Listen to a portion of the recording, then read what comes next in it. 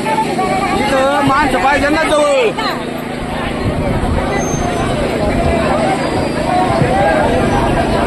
बाकीच्या जे तरुण सहकारी उभे आहेत त्यांना सर्वांनी जाळी तयार करायची. कृपया बाकीचे मित्रस्थव जे तरुण सहकारी उभे आहेत त्यांना विनंती आहे, आपण या ठिकाणी जाळी तयार करायची. सर्वांनी सहकार्य करा, समोर या. बाकीचे जे सहकारी लांब उभे आहेत त्यांना विनंती आहे, आपण समोर या आणि जाळी तयार करा.